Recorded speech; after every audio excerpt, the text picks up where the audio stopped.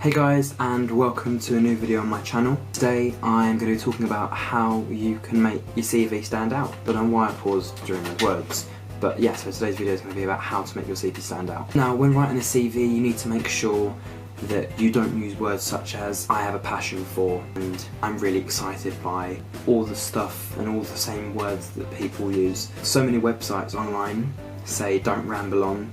They say don't use the word passion because if you say I have a passion for this, I have a passion for that, it's been heard a million times and you're probably not likely to get the job. Now, when I did my CV, obviously I had help from family, and it is best if you do get help and second, third, fourth, fifth opinions, whether it's people you're going to be using as your references, whether it's friends, whether it's older brothers, sisters, families, relatives, friends of your friends, relatives of your friends, friends of your relatives, whatever. So when I started writing my CV, the first thing that I did right at the top, I've written my first name, a surname, a little hyphen, and I've just written curriculum vitae, because they know that it's a CV, but you just do it, so it makes it look professional. Underneath this, I have my address, which includes the house number, the area, your phone number, your mobile, and your postcode.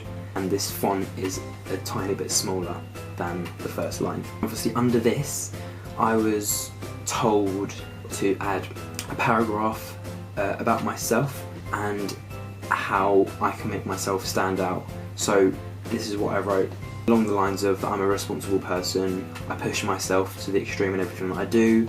It's good to also include examples of where you've pushed yourself or how you feel like you've achieved the best that you can achieve. So I just included my Duke of Edinburgh award scheme, so it can help develop my social skills for any future jobs or the career that I decide to go into in the future. Brief introduction to some subjects that you enjoy, so you can say I enjoy maths because I like to solve problems, I enjoy science because I'm creative, I enjoy media because I like making films, and then you can just say a bit of experience or a bit of background information you've had with some of these subjects. It's not supposed to be too long that it bores people, and it's not supposed to be too short that they'll just read a sentence and be like, oh, is that all he or she has done? Under this, I've got a little subheading called key skills, and you just put a couple of key skills that you have. So you could either be confident, you could be a public speaker, you could speak different languages, you could type fast, you could learn quickly, motivate others, good at timekeeping, good at organising yourself, proficient in areas of Microsoft Office, whether you can use PowerPoint, Word, Excel, are you a good leader, are you enthusiastic, and obviously there's a load of others that you could pick. Underneath this section, I've then got the education section, where I have the name of my school and the years that I attended the school. Just need mainly your GCSEs and A-level results, or AS if you dropped out after the first year. And I was also told that instead of listing every single one on individual lines, to just have maybe maths, English, and a couple of your other strongest or highest grades, and then just in brackets, in addition to or along with so many other exam results between the grades of A and D, or A and C, or A star and C, or whatever. So for mine, I've got maths B, English C, another English C, ICT merit, and then media distinction merit, and in brackets I've just got in addition to another 6 exam results between the grades of A and D. And obviously for A levels I got distinction merit in media, a C in photography, and a D in ICT, so again I've just put those individually. So under the school section, it's good to add a bit of work experience, whether it's voluntary work or experience of actually working in maybe an office or a shop. So just having a couple of them and some of the key skills that were involved when you were doing the work experience would be very helpful, because quite a lot of employers look to see if you've had work experience and that you're not just fresh out of the grill from school. So a couple of examples that I put, one of the main ones was that I was a temporary teaching assistant at my old primary school, and my key achievements or the key skills that were required was to provide one-to-one support for the children, helping them to read, helping them to do tasks, helping them with any difficult situations, read passages from books, talk about their days at school, etc. And then when I was at NCS, when I went back as an associate mentor, again, some of my achievements or the skills that I had to sort of show included having to organise team discussions, plan and deliver a presentation within 24 hours, and then obviously quickly build a rapport with both the other workers, other volunteers, other paid workers as well as the young people, to get them to trust you, to build their trust, and obviously to keep everyone involved in the group.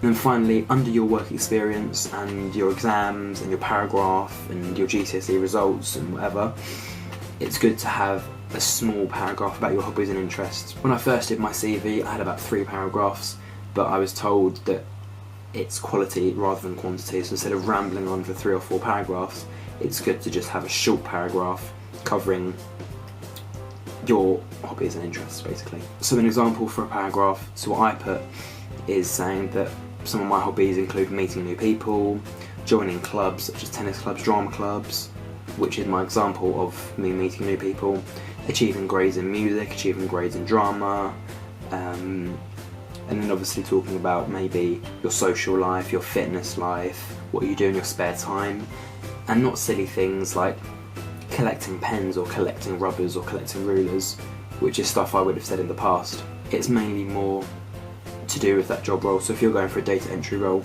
your interest might be inputting data in a database or something like that. Or if you're interested in retail, your interest could be checking prices of products at different shops and just seeing the difference in price. I don't know, it could be anything. And it's optional if you want to put a reference section at the end. So what I've put on my CV is a little section called references, and then I've just written references available on request. But obviously sometimes you don't need to have that, because once they've looked at your CV, they will often say to you, oh, do you have any references? And then you'll just have to give it to them anyway. So I feel that you could save that much space for maybe a paragraph about work experience or a paragraph about another hobby, rather than wasting those 3 or 4 lines to just say references are available on request. But yeah, this was just my little template that I used. Obviously, again, like I told you before, I had help from my mum, my dad, my auntie, my nan. I looked at templates on the internet, I spoke to some of my friends, and this was the sort of order we came up with. So you have your name, your address, a little paragraph about you, key strengths, your school grades, your work experience, and then obviously hobbies and interests at the bottom, and optional to have references. Hope you enjoyed this video, and I hope it wasn't too boring. And obviously for those of you going to the uni this year, good luck, and I wish you guys all the best. For those of you that are doing what I'm doing and taking the year off to work, I hope you find work quickly. I hope you find work suitable to your needs, your wants, your abilities and your strengths.